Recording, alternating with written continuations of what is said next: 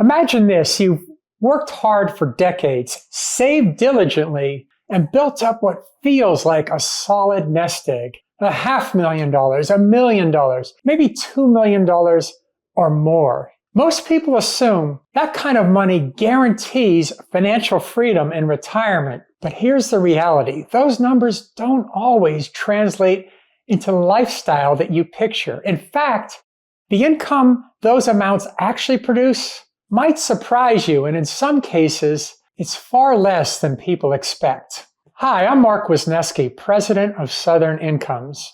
For over 20 years, I've been helping pre-retirees and retirees turn their savings into reliable tax-smart income. And today, I'm going to show you what $500,000, $1 million, or $2 million or more really means for your retirement paycheck. And why it's not just about the size of your account, but how you structure it. If you find this helpful, don't forget to like this video and subscribe.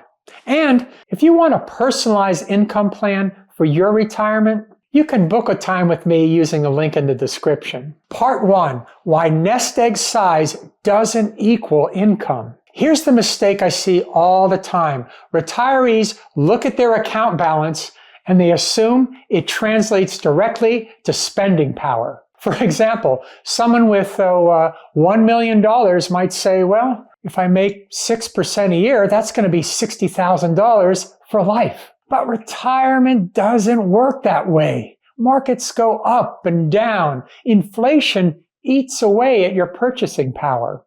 Those withdrawals, they need to be planned carefully to avoid running out too soon.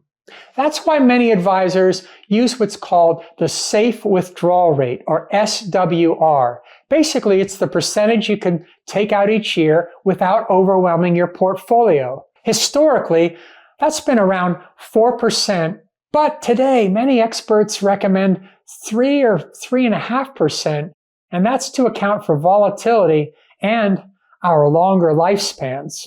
So let's break it down. What do those savings levels actually mean in real life? Part 2, what $500,000 actually produces. Let's start with $500,000.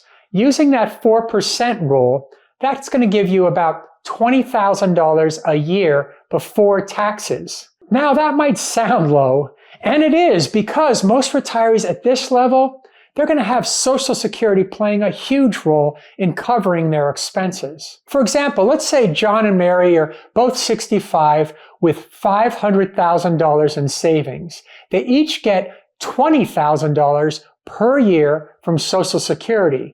So that's going to be $40,000 combined. Add in that $20,000 from their portfolio, and their retirement income is going to be about $60,000 a year. Now, that can absolutely work, especially if they're debt-free and they have Medicare coverage and they live in a modest cost area. But notice the key point. The $500,000 isn't carrying the whole load. In fact, Social Security is doing much of the heavy lifting. This means if you're planning to retire on $500,000, you'll want to be especially careful with your budgeting and make sure that your income plan is coordinated with your Social Security. Part 3, what $1 million actually produces. Now, let's look at $1 million. At 4%, that's going to be $40,000 per year in portfolio withdrawals. Add in that Social Security, say $40,000 combined for a couple, and you're going to be around $80,000 total. Now, for many people, this feels comfortable, especially if the mortgage is gone and your health care is planned for. But there are still traps to watch for. For example, if your withdrawals push you into a higher tax bracket, you might net less than you expected. If most of your savings are in tax-deferred accounts, that's going to be your IRAs and your 401k. Required minimum distributions at age 73 could increase your taxable income later on. And if inflation averages just 3% per year, the buying power of that $80,000, it's going to shrink over time.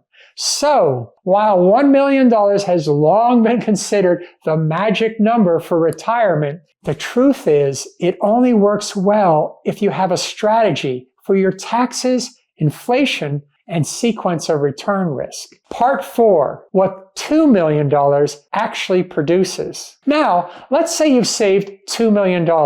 At 4%, that means about $80,000 in annual withdrawals.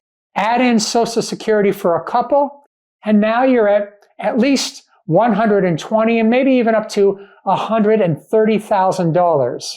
That's a strong retirement income. And it allows for more flexibility, travel, second homes, helping kids or grandkids. But even here, the planning isn't automatic. Higher income in retirement can trigger higher Medicare premiums due to those IRMAA surcharges. You may also find higher withdrawals expose you to larger tax bills. And even with $2 million, a bad sequence of return, like for instance, a major market downturn in your first 5 years of retirement, that could shrink your nest egg a lot faster than expected. So $2 million is a strong position, but the difference between wealthy on paper and comfortable for life comes down to an income strategy and risk management. Part 5, the real question, what do you need? Here's the truth. The numbers I just shared,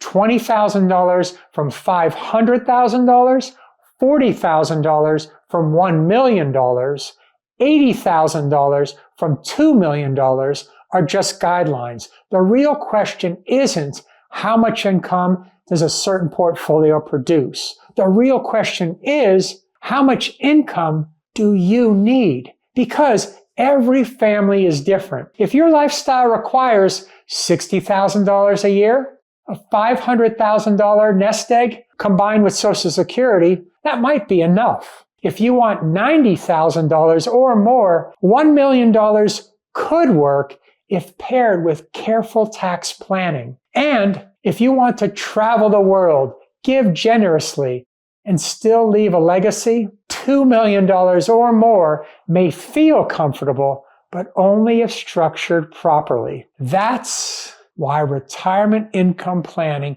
isn't about hitting some magic number. It is about creating the right mix of Social Security, your investments, and of course, tax strategies to support the life you want and making sure that it's going to last. Part 6, the retirement income scoreboard. Let's put it all side by side so you can see the differences clearly. $500,000 means about $20,000 in withdrawals, plus your $40,000 for Social Security. That brings you to about $60,000 in total income. $1 million brings in about $40,000 in withdrawals, add in $40,000 for Social Security, and you're going to arrive at about $80,000 in total income. $2 million is going to bring in about $80,000 in withdrawals, add in your $40,000 for Social Security, and you're looking at about $120,000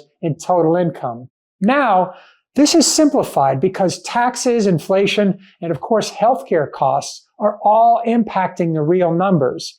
But the point is clear. Bigger savings means more flexibility. But every tier requires planning to make that money last. I often tell clients, don't just ask, how much do I have? Ask, how much could I spend each year after taxes and still sleep at night knowing I won't outlive my money? That's the scoreboard that matters. So, whether you're retiring with $500,000, $1 million, or $2 million or more, remember, it's not the size of your account that matters most, it's how you use it. I've met couples with $5 million who still feel anxious because they don't know how much they can safely spend. And I've met people with $500,000 who live very comfortably because they built a smart plan that coordinates Social Security withdrawals and taxes. That's the difference planning makes. It turns your savings into confidence.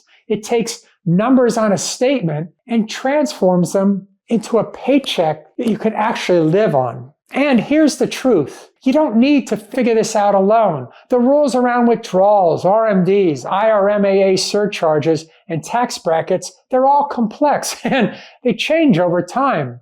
The smartest thing you can do right now is stress test your plan before you retire, so you know exactly how your money will work for you. If you want help building a retirement income plan that's tailored to your goals, book a call with me using the link in the description. We'll walk through where you are today, the lifestyle you want to protect, and the strategies that can help make that possible for you. Because at the end of the day, retirement isn't about hitting a magic number. It is about having the clarity and peace of mind to enjoy the life that you worked so hard for.